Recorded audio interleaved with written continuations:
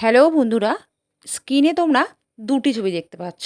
আর এই দুটি ছবিতে দেখতে পাচ্ছ দুজন মহিলাকে, যারা কিনা দুরকম দুটি জায়গায় দাঁড়িয়ে আছে।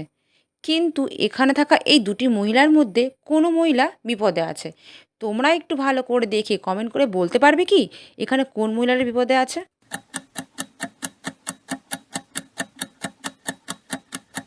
তাহলে বন্ধুরা, তোমরা নিশ্চয়ই এতক্ষণে সঠিক উত্তরটি গেস করতে পেরে গেছো। তাই যারা পেরে গেছো তাদেরকে অনেক ভালোবাসা।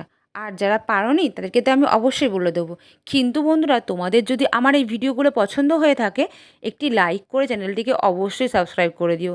তোমাদের এই লাইক আর সাবস্ক্রাইবে আমার ভিডিও বানাতে অনেক উৎসাহ জাগে। তাহলে তোমরা সঠিক উত্তরটি দেখে নাও। এখানে যে ১ নম্বর যে মহিলাটি আছে, এই মহিলাটি সবথেকে বেশি বিপদে আছে।